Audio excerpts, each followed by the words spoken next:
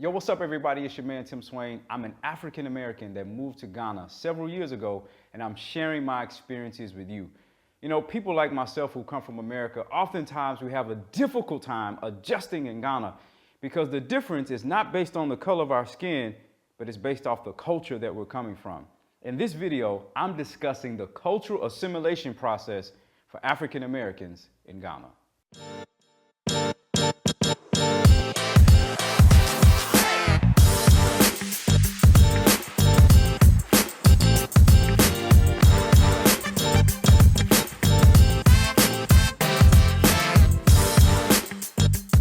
So as I said in this video, we're talking about the cultural assimilation process for African Americans coming to Ghana.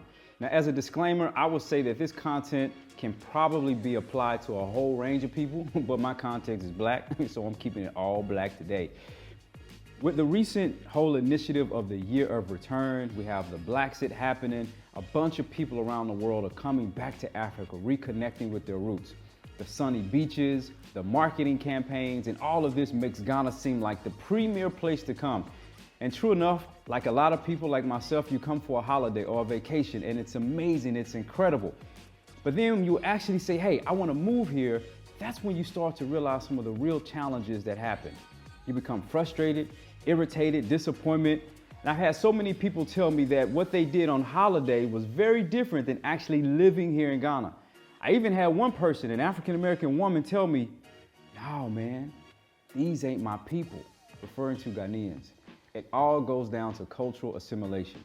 So in this video, I'm talking about what is cultural assimilation, what are some of the characteristics of it, and then how do we actually manage it so we can have a thriving life in Ghana. Let's start with the definition of cultural assimilation.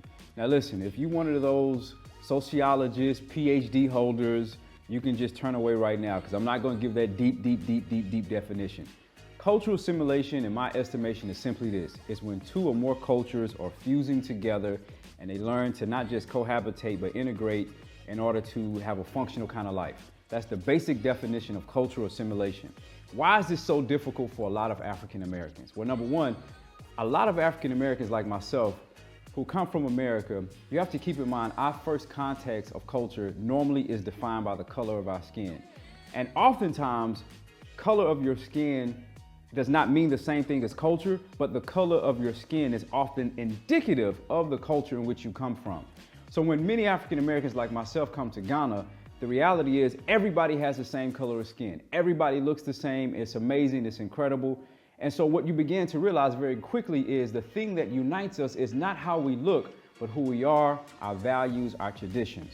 So who experiences cultural assimilation? Well, pretty much anybody that comes to Ghana. But as I said, this video is primarily about African Americans.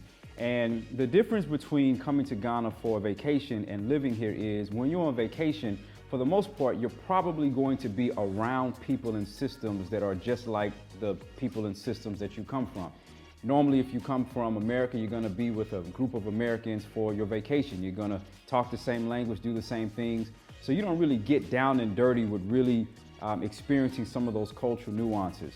When you live here, you have to assimilate and integrate by force.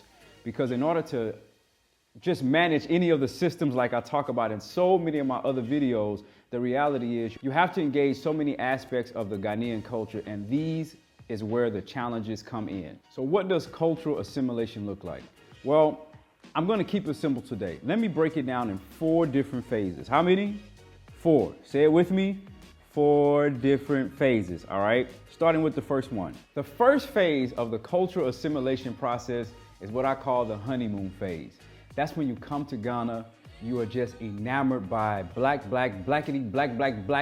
things everywhere. Black billboards, black doctors, black lawyers, black people on the street, black camera equipment, black people. Like it's just amazing. You just feel like you are in chocolate heaven. It's incredible. The sun is shining. You're going and sipping coconuts. You're eating mangoes. You're hanging out by the beach.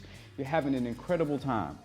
It's kind of like marriage. That's the honeymoon phase. You're having an incredible time, and true enough, it's all good. Once you move from the honeymoon phase, then you go into the sober reality. This is where you start to hit some of those real cultural challenges. The honeymoon phase starts to wear off. Now the frustration and irritation comes with being called an Obruni, right? Price gouging. You know, you don't know the language. It's hard to communicate with people. You know, people's slang is different. We say, yo, what's up, bruh? You talk to somebody, they say, oh, Pacho, good morning. How are you? You talk to somebody else, you say, yo, man, I'm good, I'm chilling. And then the person says, oh, hey, you're fine, I'm fine, don't worry. So the communication is different, the slang is different. Then you start noticing some of the things that exist in Ghana, maybe like the issues of poverty, the class issues, the structural issues, the doomsor, the non-flowing water, the social economic issues. And this is where cultural issues become some of the points of irritation. And this is a pivotal moment in your assimilation process because it's normally during this time where we kind of go into our fight or flight mode. Sometimes people in this process say, man, to heck with this. I'm going back to the US, right? If I came from all the way from America being called a nigger and I come to Ghana and I'm being called a white person and I'm still not being accepted, why in the world will I stay here?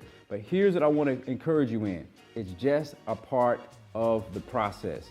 This is the part where we dig down and start asking critical questions because you can isolate and only hang with people like yourself, or you can get into the process where you start to adjust, which brings me to the third phase, the semi-adjustment phase. In the semi-adjustment phase, you start to become adjusted with some of the issues. You just deal with them because you can't change it, you can't do anything about it, so you just kind of learn to cope. There's still major challenges that you go through, but for the sake of your sanity, and if anyone is watching this who lives in Ghana, like myself, for the sake of your sanity, you realize you can't fight every fight. You can't argue with every person that's trying to overcharge you. You can't argue with every person that calls you Obruni. You can't argue with every person that shows up late. You just have to accept some of the issues and keep it moving. That's how you do it. Now, part of this is also by default for a lot of us as African Americans. We're taught to just suck it up and keep going in America. So when we come to Ghana and we face some of those same challenges, that automatic kind of instinct kicks in where we just have to suck it up and keep going.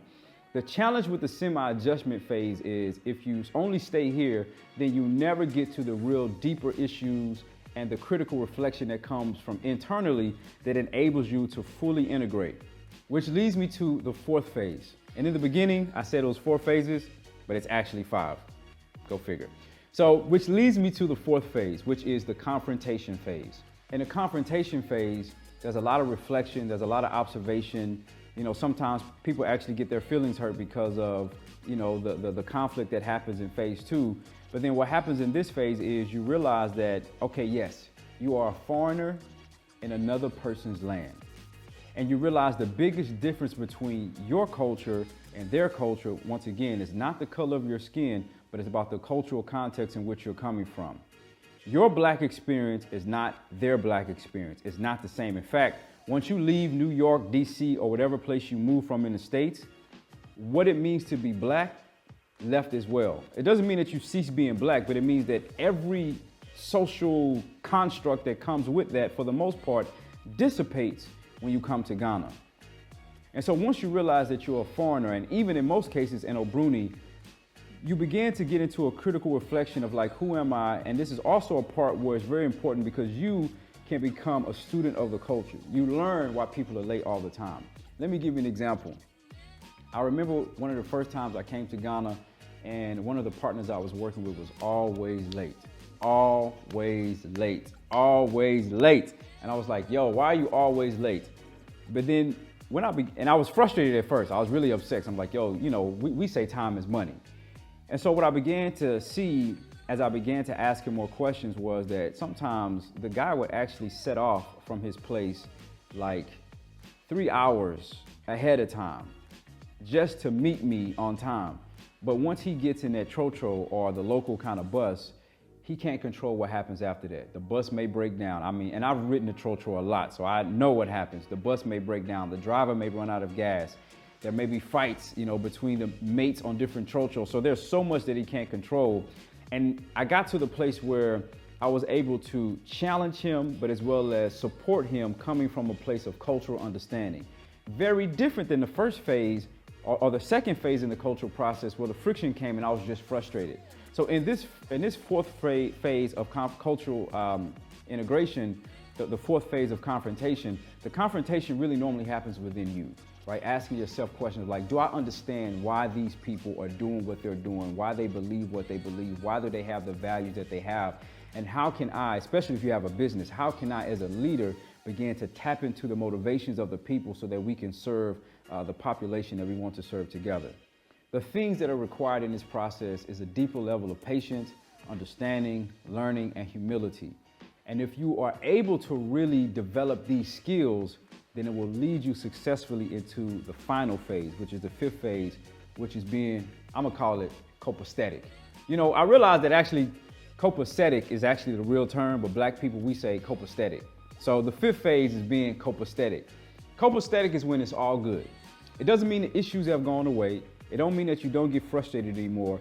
What it means is you found your place. You realize that, okay, you're not gotten in and you are no longer upset all the time when people call you a bruni, because you realize that's just how some people see you.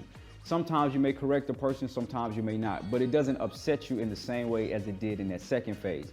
Also, you start making changes to improve what you can, and you don't stress as much about the rest of the stuff that you can't control. You start adapting to the cultural values that are essential to keeping your sanity, all right? Like patience, peace, granting grace to people when needed, when people are late, because in most cases they'll always be late. And you learn how to challenge and support people in a different way that comes from a place of understanding and empathy. And I'm telling you, once you do this, you'll be good. So to recap, cultural assimilation happens to anybody who comes to Ghana. In this video, I'm talking particularly about African Americans. There's 5 different parts of this process, in my opinion. There's the honeymoon phase, there's the sober reality where stuff starts to wear off, there's the semi-adjustment, there's the confrontation, and then there's the copacetic phase where you move to where it's all good. Keep in mind that these aspects of the cultural integration process can definitely be applied to a range of different people. And I don't look at this process as being linear, like it just has to happen in a certain way. But I do believe that you will go through all of these parts of the cultural integration process. How long you're in it, the extent to which you feel it, definitely varies depending on your experience, your cultural understanding, and how well you adjust to a different environment. The ways to assist you in this process is you got to find some community. You have to find people who talk like you, who understand your frustrations, who you can tell a joke and you don't have to explain it, who have the same slang, who can identify with you. If you do not, you will lose your sanity. Trust me. You'll end up thinking that this is not for you. You'll go back to the States. Find yourself some community and realize that there's definitely light at the end of the tunnel. Keep in mind that Rome was not built in a day, and neither are meaningful and engaging relationships and experiences. It just takes time to find your way, but it's worth it. Usually it takes maybe 1 or 2, sometimes 3 years. It could be sooner, it could be later. Everything depends on you. So listen, if you're watching this video in Ghana, you like it, I know you can understand where I'm coming from. If you are on your way to Ghana, listen, Memawo Akwaba, I welcome you in advance. If you like this content, make sure you like it, make sure you subscribe. Until next time, peace.